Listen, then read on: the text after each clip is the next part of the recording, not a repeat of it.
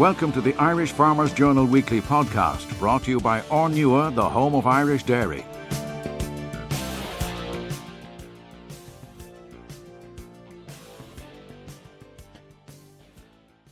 Hello, Patrick Donoghue here, news editor with the Irish Farmers Journal. Well, let's cut to the big news story of the week and join the Irish Farmers Journal agri-business editor Owen Lowry live from Indiana in the USA. He spent the last few days in rural America, where the election of Donald Trump as president is not a surprise. Today, Thomas, I'm in Indiana and I've been out here for the past 2 weeks in middle America, rural area. I'm just about to go on to a dairy farm with 35,000 dairy cows. So I'm at the heart of agriculture in America at the moment. And how is the reaction to the election of Donald Trump as president? Well, I think if I was to step back and say, well, what has been the commentary coming up to this election with the people I've been meeting, I'm not surprised by the result of this election. I've been in rural America where there's a lot of discontent, or there has been a lot of discontent with the Obama presidency. Both farmers don't feel that they have been listened to, and workers, particularly in factories such as the Agco Massey Ferguson factory that I visited last week, they don't feel that they are being listened to in Washington, and they want change. This morning is a divided country. It's definitely a country that has woken up in shock.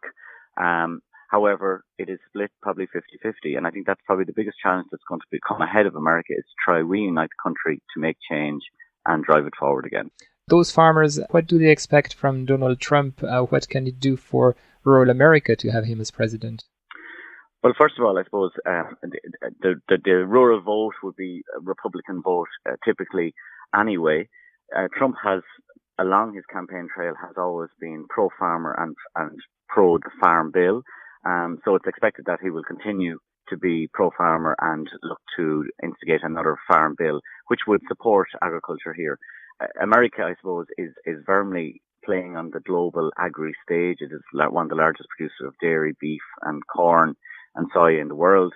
It exports a significant proportion of its produce, and it's playing more and more in global markets. For example, its dairy now, 14% of its dairy of 100 billion litres is exported. So that's making it about double the size of Ireland's entire milk pool is exported internationally. So despite Trump's comments around trade and reducing trade and focusing on America, from an agriculture point of view, I think it's still going to be firmly focused on global commoditized trade and exports. If we look at the blue-collar worker, his slogan on his campaign was "Make America Great Again," and about bringing back jobs and helping rural America. This resonated hugely with the American voter, and whether it'll happen or not is another thing, but that's what got him elected. But on the contrary to that, building a wall on the southernmost tip with Mexico will affect agricultural workers, because a large amount of workers on farms like I'm just on here are Mexicans. So anything that would hinder the amount of Mexicans that may come into the country will definitely drive up labour costs. Now, you've talked about trade, and that's where Ireland and Irish farmers come in. What could we expect from Donald Trump as president for our own export markets? I think we've hit the high point in the Obama era of globalized free trade policies and seeing that America wanted to be very open to trade. I think that's all going to change now, particularly given the comments that he has made around TTIP and TPP, the two trade agreement talks that have been going on for the last number of years. Listening to the feeling on the ground here is that those trade talks will probably end, and there'll be a big focus back on America itself. The implications for Irish food exports, where we export about 80-90% of our food anyway, and especially particularly given Brexit, as we look for more international markets, it means that more likely that tariffs and increased duties would be burdened on Irish products that are exported to America.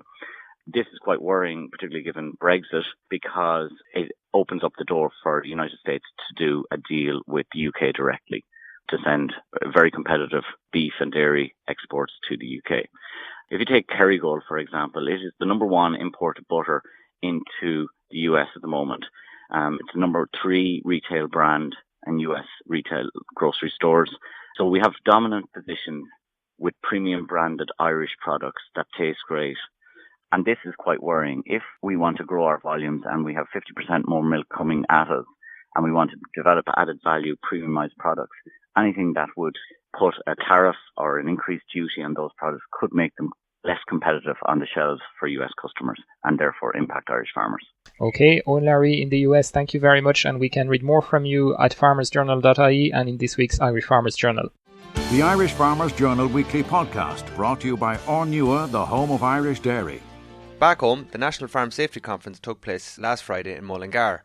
There, my colleague Thomas Hubert met Peter Gohery, a farmer from County Galway who lost his leg in a PTO accident. In 2009, I got wrapped up in a power shaft and I lost my leg because of it. It amputated it below the knee, but it wasn't only just losing the leg, it was the damage it did to the good leg as well, the right leg, and also I broke the 2 bones on the left arm. For me then that evening, after being in the hospital, there wasn't enough of skin or flesh left to do a flap around it, so they ended up having to amputate above the knee. My message out there to farmers today is please take care on farms. Don't end up like me, the hardship that I've gone through. I didn't mention it today here either, but look at disability pension, it's not available to us self-employed farmers. There is something in work in the government at the moment, but it's a struggle trying to make ends meet out there on the farm. And while you're on this subject of financial aspects, you mentioned insurance in your talk. How did that work out for you? Well, basically, the insurance company, it wasn't the insurance company, it was the banks, because I was involved in the banks and I had to take loans out. Banks turned around and said, OK, provided you take personal accident insurance out, we'll give you the loan. So, of course, I was delighted to get the loan signed on the dotted line, but I didn't read the fine print. And in one of them, it quite clearly stipulates he has to lose 2 legs in order to collect on that policy. Now, I don't think any bank should be having that type of an insurance policy, because I was involved in 2 of the most dangerous work situations at the time. One was it was in construction, and number 2 was farming. And they should have said, look, if anything happened, this lad, we're not going to get our money back. Even if he lost a finger, he's going to be out for weeks, months. We should have been able to take care of him. How did you go back to work after this, and what was the impact on your farm? Okay. Lucky for me, I had good neighbours, good friends who took care of the farm, so that it was the best part of a year before I got back to farming. I had to get rid of the sucklers. I got more into tillage because I can sit up in the tractor, I can drive, it's safer for me. And look, financially it was a big burden just to make the switches and trying to get back. As we all know, tillage was a disaster this year. Prices are not there, but what do you do? For me, it's the only thing I can do. Sucklers is no longer an option on my farm. What is your advice to farmers? What have you learned from your experience for somebody to avoid being in the same situation? Okay, I suppose the best thing to do is slow down. Think about the work you're going to do it safely, make sure that you do fix any of the problems you see that could lead into potential. Make sure that you have a cover on the shaft, PTO shaft. Buy a proper PTO shaft would be the best one. Make sure you buy a good one, and when you're in talking to the buyers that you're buying it off, try to get the best one. It's only a few euros extra, and at least it'll save you. As I said today, my leg is costing 40,000, 8,000 a year, and that's where it will go going. For 20 euros, 30 euros more, look at the money you're saving. Okay, Peter, thank you very much. Thank you. You're listening to the Irish Farmers Journal podcast, brought to you by Ornua, the home of Irish dairy. Earlier this week, Irish Farmers Journal news correspondent Odile Evans joined the Minister for Agriculture and Irish food exporters on a trade mission to North Africa. In Algeria, she met with some of the buyers and sellers of Irish dairy products, starting with Glombia's chief salesman in the Middle East and North Africa, Kieran Duggan. Glanbia have been doing direct business into Algeria with visibility on those end clients for the last 5 years. Indirectly, look, we've been doing business for the last 15 or 20 years without really having line of sight of who's using what's their value, is it repeat business, because in nature of doing business in a kind of a market where you didn't have a sustainable milk supply, it was opportunistic sales. When you had it and you needed to sell it, you'd send it out there, but it's a function of the quota regime. That's all gone, so the need to actually have visibility on those end customers, finding where the value is, finding where the repeat business can be there and sustain us through the volatile periods. That's really the challenge that I face on a daily basis. That's my mandate is to find that. So look, at its core level, Algeria, the numbers don't lie. behind China, look, fundamentally, it's bringing in over 320,000 tons of powders. It's by far away, in terms of a deficit, it's up there. So it has to be on all of our radars in terms of a potential avenue for milk solids in Ireland in some form, whether it's whole milk powder, skim milk powder, cheddar cheese, casein, which are the building blocks for their industry here. Ornua are developing the Kerrygold brand here in some retail formats, and Glanbia are supporting that as well through cheddar and through powders as well. So look, it's an important place for us to be active in. It's only, I would say, in reflection, it's a journey, and while this is a very mature market and they are continuously buying, we have certain I would say improvements or steps to take as an industry in order to actually take us to the next level, be that from the point of view of visas. So it was very evident here that Algeria struggle, there isn't a consulate here,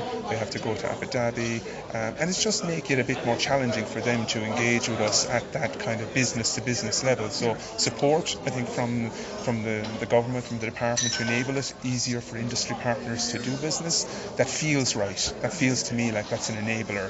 What have you found traditionally that Algerian customers are really looking for? Is it price? Is it sustainability? What is their key factors? At some level, you would look at their offerings and say it's a B2B, it's a commodity, but there are barriers even to entry in terms of specification, in terms of their micro requirements, in terms of their shelf life requirements. They have a 3-month maximum age on product on shipping from Ireland. We're a seasonal production campaign, so that challenges us at certain times of the year to meet that.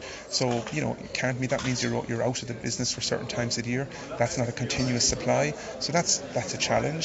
And look, yeah, without a doubt, of course, competitiveness is always going to be an element. We're in the world market. There's no protection in terms of saying, well, European supply has got a direct advantage over Oceania, over the US. It's an open market. So meeting all those other, let's say, barriers to entry, competitiveness is going to be a factor. But I would believe, listening to these clients over the weekend and these customers, that they also, the security of supply, continuous supply ability, the growing milk pool that we're offering, and that focus, they should definitely appear to be reaching out to us as well to come to them. And that's, I don't believe that that's all just motivated by being the cheapest.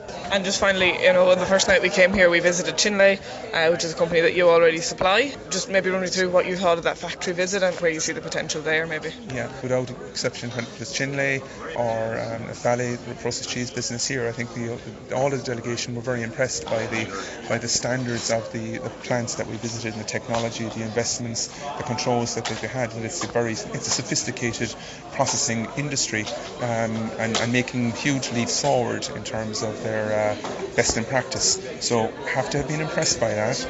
The way they handle themselves in terms of conducting business, what I have found in the last 4 years has been very mature, very they use the word serious or direct. Chinle, they're number one in the region in their UHT milk offering. They have the Candia brand.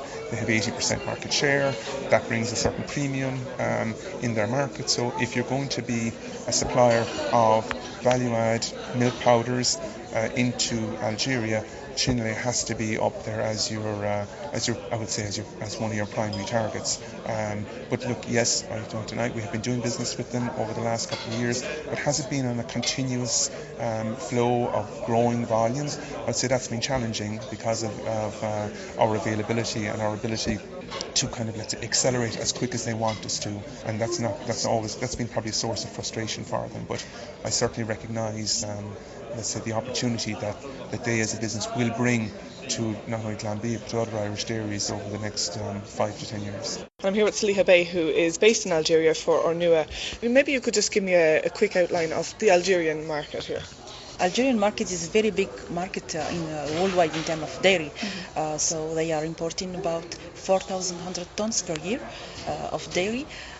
So they are doing a lot of job to promote the local production, but the gap's still there because there is a lot of work to do. So this opens a lot of opportunities for Ornua to make business and sell the product here. What is the buying power of Algerian customers? Has oil prices affected them at all? Or? Yeah, so the Algerian people are very sensitive in terms of prices. At the same time, they are consuming a lot of dairy compared to the other countries, neighbor countries, Tunisia and Morocco. So they consume 127 kilo per capita versus in Morocco, for example, they consume only 70 kilo per capita per year. So they are big consumer. Yeah.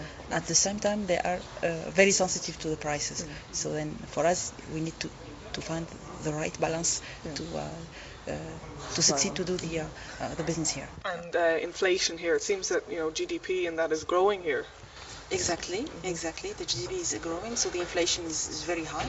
It's about 4% per year. And you visited O'Neill. Maybe you could tell me what O'Neill is and what sort of size contracts they're looking for. So O'Neill is a state organization. The responsibility of O'Neill is to provide population with liquid milk, and they are given a lot of subsidy on the prices to make the milk protein accessible for all the people, even the poor one. At the same time, the role is to promote the raw milk affiliate in Algeria. So they help farmers and collectors and transformers using the raw milk to promote these activities in Algeria. And the objective, the target of O'Neill is to be self-sufficient in terms of milk production in Algeria. I'm here with Tufik Berkati in Algeria, and Tufik, you import powder and you make milk, chocolate, and tell me maybe a little bit about what you do there and what your production is. Yeah, we import milk powder from different countries to make with it milk. So the powder we mix it with water and we add some vitamins and after that we sterilize the milk in machines, and after that we filling them in a bottle, and we also do with this powder chocolate, liquid milk chocolate for children, and other flavors like banana and strawberry. And you say the market is growing and you're increasing from a capacity of 1 million litres a day to 2 million. Tell me maybe a little bit about that expansion and what you're doing now. For Algerian people, USC milk is new. There is only 10 or 15 years that USC milk arrived in Algeria, so the people are discovering this product and they appreciate it. Now young people who go to school want to have their milk chocolate in small packaging, so they like it and appreciate it, and more and more children discover it and like it, so each year the market grows. And you are already importing powder from Ireland, so what does this visit mean to you? This visit is very, very important, and we are proud to receive our partners and Sir Ambassador from Ireland to Algeria in our plan, because Ireland is a famous country producing milk, fresh and good milk, because the land is green and the cow eats outside, not like in other countries. The cow stay and live inside the farm and don't eat green and fresh egg. So for that, Ireland in Europe and I think all the world is a country who has a big capacity to have very good milk. It's for that we import this powder, and we appreciate this milk powder from Ireland. Even the meat is very good. Thank you very much. You're welcome. We hope that you're enjoying this Irish Farmers Journal podcast, brought to you by Ornua, the home of Irish dairy. Find out more at farmersjournal.ie.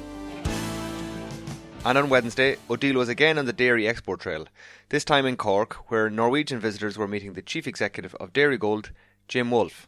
Today we have a visit here from Tina, a Norwegian cooperative, and you're going into, could we say, partnership with them? Maybe you could just tell us what's happening there. Yeah, look, it's an important day for Dairy Gold. It is, if you like, paving the way for a partnership for the next decades in the context of the production of Jarlsberg cheese here in Dairy Gold at Mogilia. There's the construction of a new factory, a new building, and a regeneration of the site for Jarlsberg. Tina being the largest dairy processor in Norway, and Jarlsberg being their prime brand for cheese production.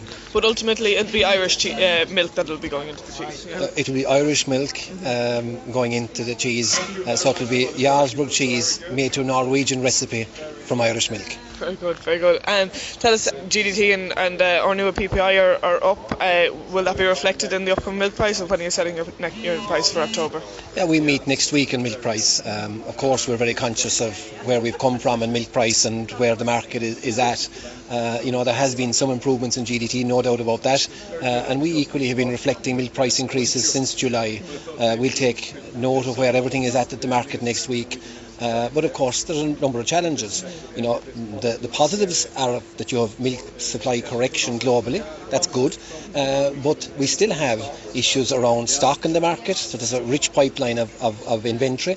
The whole issue around the EU stocks and what's going to happen. Some of that is coming, will be in there 18 months in the near future. And then you have, in the market situation, you have oil still lagging at below $50 a barrel, and that's really important in the context of an exporting nation like ourselves. So that's a negative, as well as the Chinese economy being so-so, and the Russian ban. So it's not the perfect world yet, but what it is it's improving, and as soon as the improvements happen in the marketplace, we'll reflect them back to our members, and the board will be taking all things into consideration when they meet next week. And you're projecting a growth of 238 million litres by 2020. I mean, would you think that this time next year prices will be better? I do, yes. We're setting budgets for the coming year now, and we will be budgeting that, reflecting the current kind of market environment, which is much, much better, and we're more optimistic. I mean, the supply is easing back, but at the same time, we must be steady on this. Look at where we've come from. We're after 36 months of extremely weak markets and challenging environment. The Irish Farmers Journal Weekly Podcast, brought to you by Ornua, the home of Irish dairy. Fianna Fáil is holding a conference on Brexit in Dundalk this weekend, and the party's agriculture spokesman, Charlie McConlogue, sat down with my colleague Amy Fitzgibbon to discuss export markets and the underspend on glass. Yeah, well, we're breaking the conference into two particular sections. The first session in the morning is in relation to agriculture. We have a number of speakers addressing how Brexit is going to impact on agriculture. And then the afternoon session is dealing with the general implications in relation to trade. So obviously, particularly in relation to agriculture, Brexit poses massive challenges. We do almost €4.5 billion of trade in the agri-food sector every year with the UK. And then the crossover between Northern Ireland and the Republic in terms of several agricultural sectors, and say even the liquid milk sector to take for an example, it poses massive challenges. Really, we need to grapple and get a very keen understanding of what the key challenges that we have to address are there, and also ensure that people are working together and that there's good engagement then with Britain and indeed at European level to try and ensure that the Irish interest is protected. And just to go deeper into some of the issues caused by Brexit, I know you have Donal McCarthy of CMP there at the conference. The Irish mushroom industry, as has been well documented, has suffered a lot as a result. Over 100 jobs have been lost, 3 businesses have been closed. Do you think the Irish government is doing enough to help the mushroom sector, or should there be some aid from Brussels? Yes, they certainly haven't done. I mean, the mushroom sector really has been nearest the cliff in relation to the impact of Brexit, because it has been hit very much upfront in relation to their business activity. A number of our mushroom businesses are locked into contracts with UK, and 90% of mushrooms go to the UK, and they haven't been able to negotiate them. And it has meant, unfortunately, that some mushroom businesses have already gone to the wall and had to close, and others are under immense pressure. And the government haven't done enough. I've raised it a number of times in the Dáil, as has my colleague Jackie Cahill, who is our spokesperson in horticulture. We have called for a Pacific Fund for the mushroom sector to try and ensure that the businesses can be protected for the next number of months. But unfortunately, the government haven't been forthcoming in relation to that, nor have they engaged with their European colleagues to actually get consent and agreement as to what type of support. They have mentioned the loan scheme, but it's not coming into play till January, and probably it's the last thing the mushroom growers want is to get involved with more loans. Yes, no, it's not appropriate really to the challenge facing the mushroom industry. It's best case scenario. It's projected to come into play in January. I do think it'll be difficult to achieve that target. I don't have confidence that the government actually are going to achieve it. But we'll certainly be putting pressure on to try and ensure it's delivered as soon as possible. But really, in relation to, that loan scheme will be a valuable initiative for a number of people who are having cash flow problems.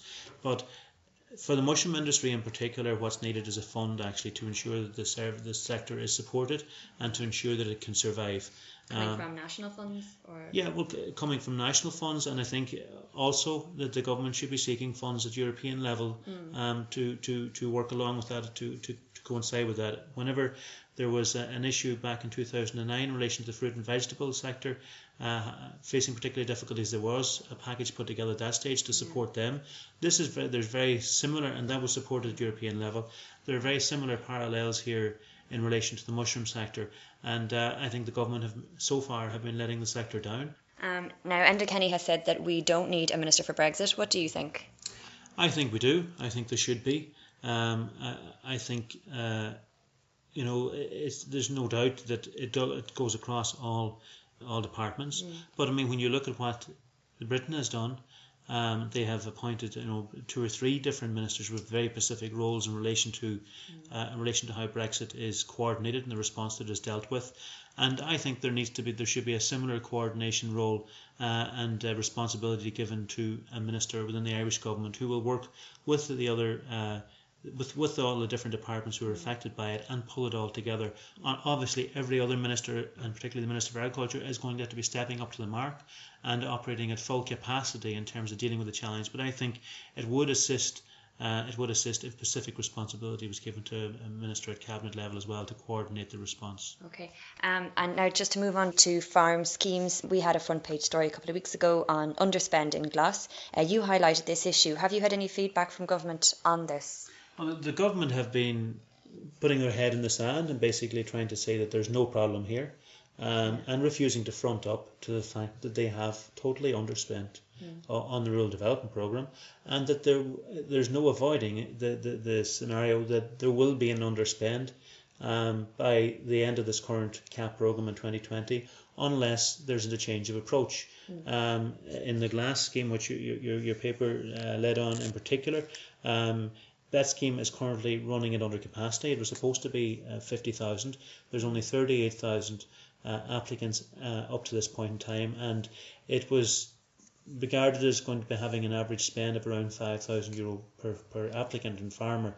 That's running at less than €4,500. So we're estimating that even with best case scenario Glas, which is now reopening again to tranche 3, even with it reaching 50,000 next year and a full payment going to those next year, there's going to be an underspend of over €300 million by the end of 2020. Now the government will try and say in their responses, "Oh, don't worry about that. It will still be spent. It will be spent after 2020, and therefore, that's all the same."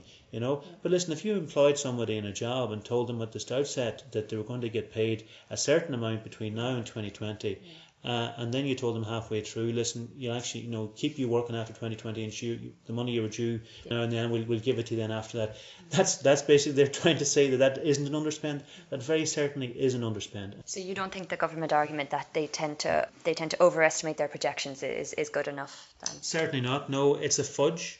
A total fudge, and the government are duping farmers here and are leaving them shortchanged. Just to move on then to Donald Trump, who was elected today as US President. Can you maybe just a brief summary of what you think this might mean for our agricultural trade relations with the US?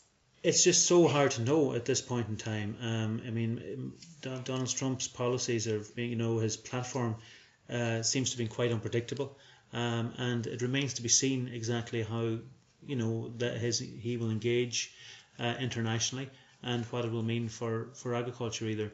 But in relation to trade, I mean, I think we need to try and ensure that we continue to develop our trade. America was opened up in relation to the beef and ground meat as well, and there's potential there in relation to that which we need to push forward. And finally, on CETA, it was signed at the EU-Canada summit a couple of weeks ago. Sinn Féin's Martin Kenny has said that the Dáil should block it. What do you think? No, I don't agree. I actually think CETA is a good deal overall. I think it's a good deal for Ireland and a good deal for Europe. I think trade is very important for Ireland. It's important as well for our agriculture sector. I think there's very strong opportunities for Ireland in this deal across various agricultural sectors. And I think the opportunities for agriculture are way more outweighed in relation to that. And I think overall, as trade deals go, it's one which strikes a good balance and one which will be positive, and I think one which agriculture in Ireland will benefit from. Certainly Fianna Fáil will be supporting it, and I would expect, I think when people look down, and people don't go for the headlines as such, and to scaremonger on it. I think when people look at what the opportunities are there and what it's going to mean in reality for Ireland, and indeed in reality as well for agriculture, I think it's a good agreement, and I think it should get broad support. Okay, Charlie McConlogue, thank you very much. You're listening to the Irish Farmers Journal podcast, brought to you by Ornua, the home of Irish dairy. You've heard Charlie McConlogue talk about CETA just there. Well, the Canadian ambassador to Ireland, Kevin Vickers, was at the ICOS conference on Tuesday, and he spoke with our agribusiness reporter, Lorcan Allen. You spoke in your address about your father's involvement with the co-op movement. If you could just speak about that again a little bit. Yeah, he was a disciple of a Monsignor Moses Cody. Cody started what's called the Cody Institute at St. Francis Xavier University in Antigonish, Nova Scotia in Canada. And it brings in students from around the world, third world countries around the world, and teaches them the importance of co-ops and for them to control their own resources and prevent the exploitation of other people. And my father was, as I say, a real disciple of the co-op movement and Monsignor Cody. And where I first got my introduction, my father used to bring up 12 students to my home up in New Brunswick, and every night they'd be at our dinner table, and that's where I learned about the importance of co-ops. And Kevin, what was your family farm back home, and what was your enterprise that you were mainly involved in? Yeah, well, Dad, we weren't farmers, but Dad started with a group of local farmers, a co-op, and they started essentially with about 12 people. And they had a horse and wagon, and first in butter, but then quickly went into liquid milk. And from that initial co-op that started with, as I say, I think 8 employees and maybe 100 farmers or so, it grew to a membership of over 1,000 co-op members. Now, when my dad passed, there would have been about 350 employees, close to 80 delivery trucks. And the co-op, I would say, at that time, 11 years ago, would be making about a little over €1 million a year. So it was a very successful co-op. Okay. And is there still a strong co-op movement in Canada today? Incredibly so.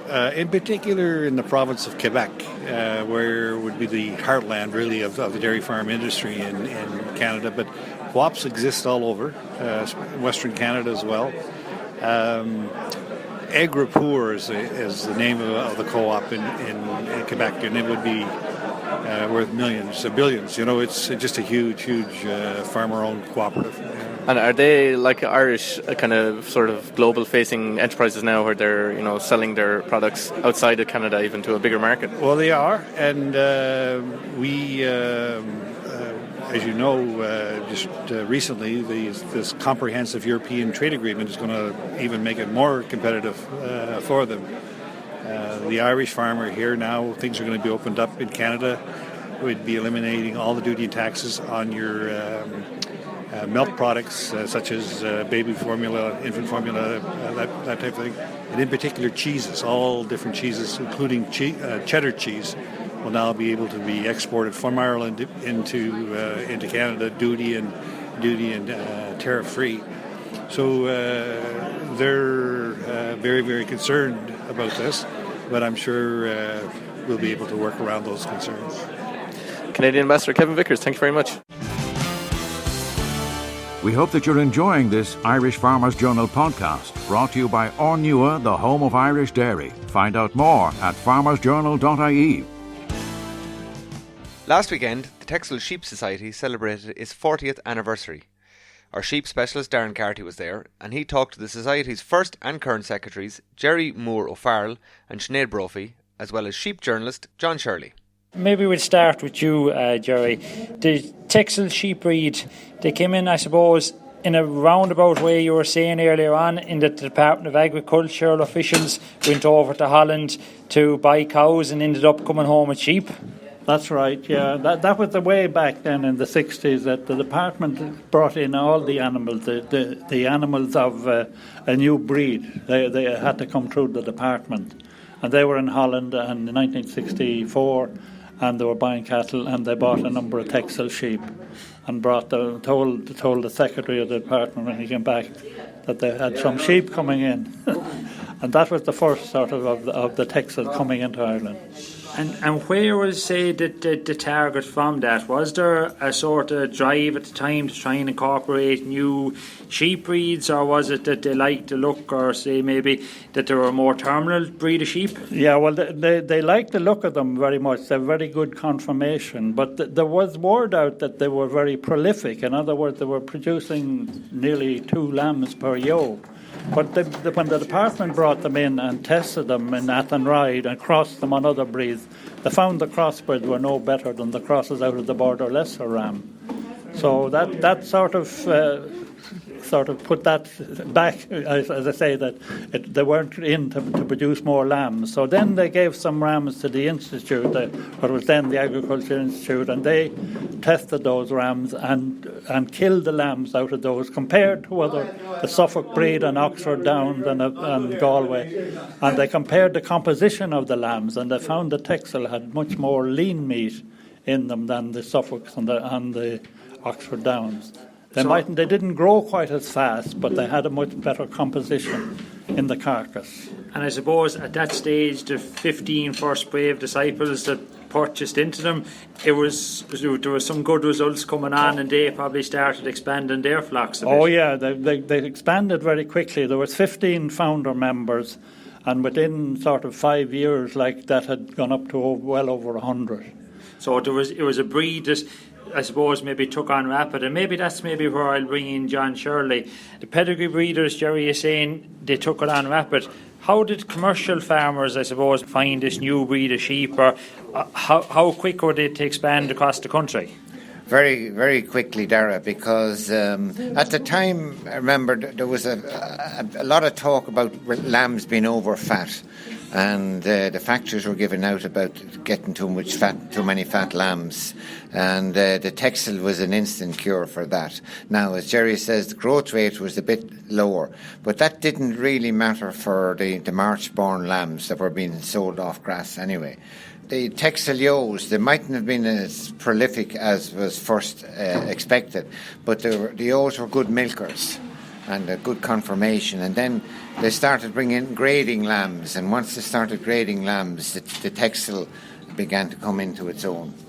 And did farmers say maybe go from a situation then of using them first as a sire, or did they start crossing them in? And maybe even I was looking at one of there's a great example up the front of different pages from the journal and from, say, back in catalogues, and they started crossing them even on the hill scenarios and breeding, I suppose, what's now known as your hill tex, but maybe then known as your grey face. Yeah, I suppose one of the differences from Ireland from England is that we don't have a very structured breeding programme.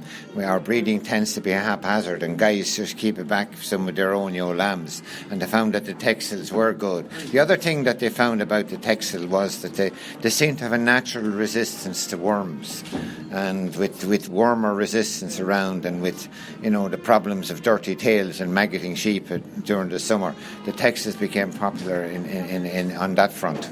And I suppose that's something that's holding right through to today, and it's something that's been looked in more and more when you see about anthelmintic resistance and all of this, that it's these things, I suppose, that in the next 40 years of breeding that is going to be one of the challenges. But probably puts the Texel in a position that's not too bad to tackle it. The Texel are in a strong position on that one, yeah. I suppose, too, as you said, they're crossing them on hill sheep now, and they produce a very attractive cross on the hill sheep. The Texel is here to stay, and as we saw from tonight, very active breeders, very enthusiastic, and they're grading very well in the factories. Sinead, we have gone from 15 first breeders to, Jerry said, quickly expanding right through into commercial farmers. How is the breed at the moment, and what are numbers like? Darren, at the moment we would have approximately about 320 or 30 breeders within the society. The Breed Society would also be very active in Sheep Ireland, and about 200 of those members would be participating in the Lamb Plus scheme. That's something, I suppose, that Texas in particular really sort of grabbed on from get-go. You were big advocates of all breed improvement programmes from the beginning, but I suppose you led the way in the Sheep Ireland thing. Has that been a benefit in sales, and are members starting to see more demand? Definitely, Darren, and when the STAP programme was active, it would have put a lot of emphasis on buying their 5-star rams. And I suppose now that, because it's obviously finished, but I suppose farmers are now seeing the results over the last 2 or 3 years of using their 5-star rams and what it's putting back into their pockets. I suppose the benefits are self-explanatory when it comes down to money, Well, thanks very much, folks, for taking the time out, and we wish you, Sinead, very best of luck for the next 40 years, and hopefully we'll be back here again and we'll be doing the same thing. Thank you very much. Thank you, Darren. The Irish Farmers Journal weekly podcast, brought to you by Ornua, the home of Irish dairy. Finally, you may have noticed that we now have regular news from the Men's Shed network every week in Irish Country Living and at farmersjournal.ie. Irish Country Living editor Mairead Lavery explains what is involved. They're the Irish Men's Sheds Association. There's about 300 of them around the country, and every week at least 10,000 men pass through them. What they are, they're the fastest growing movement in the country, to be honest. It was an idea originally developed in Australia, where the first sheds were created. And the idea was to give men a social outlet that wasn't somewhere like a pub. A lot of the men are, they're different age groups. There can be kind of from 18 into their early 20s. They can be people in their middle years. They can be people who are retired. And basically what a lot of the sheds do is they have particular projects that they're interested in. Some of them might have a choir. They might be doing cookery courses or yoga. Some of them might be making bat boxes or bird boxes for the local community. Some of them get involved with the tiny towns. Some of them restore vintage machinery. You name it. There is so many things going on in these sheds. And I attended the annual basically celebration for the sheds in Belfast there recently, and what I was kind of saying, do they have an agenda and is there X amount of things that they have to do? But no, it's what feels right. What feels right, then you're doing it right. Then the shed is right for what you're doing.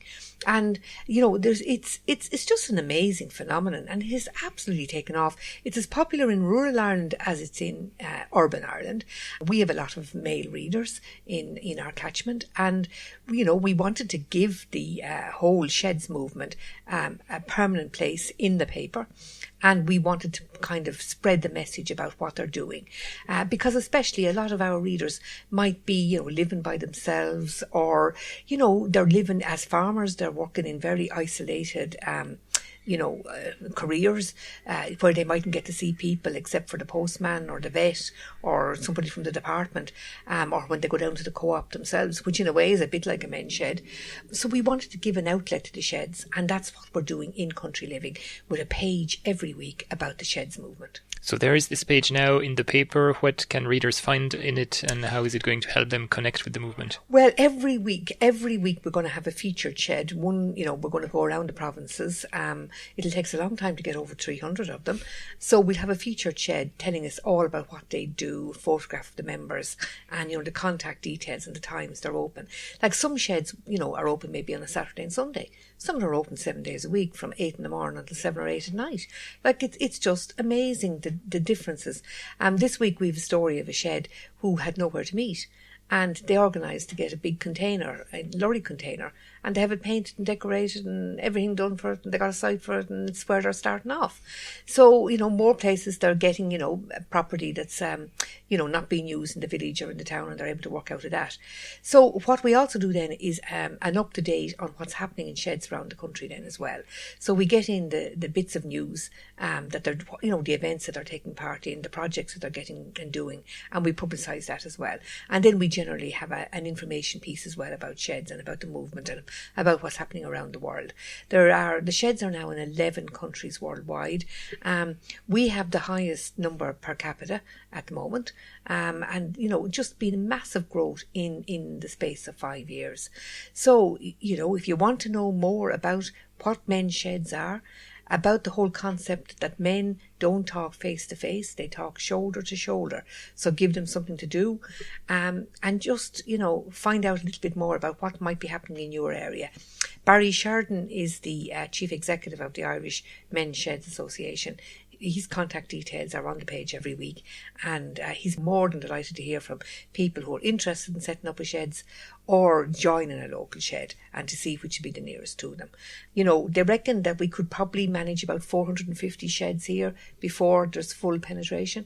So, with that in mind, there's a good bit to go yet.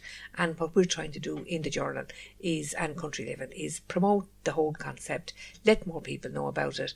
If you're around the house and you're facing into the long nights and, the dark mornings, this is maybe the place where you want to get out and spend a few hours with a couple of your neighbours, having a good old time and doing something different. And if nothing else, it'll get you out of the house a couple of times a week. Okay, Murray, thank you very much. It sounds like there's something for everyone, including myself, so I'll keep an eye out. Yeah, and Country Living. Mental health is a big issue here as well. And, try to avoid isolation, try to avoid people being by themselves. If we give them the outlets, that's what really matters. And that's why the sheds, so many of them, are really active during the day as well as the evenings. Okay, Murray, thank you very much. The Irish Farmers Journal podcast, online at farmersjournal.ie, on the Irish Farmers Journal app and on iTunes every Thursday. Brought to you by Ornua, the home of Irish dairy.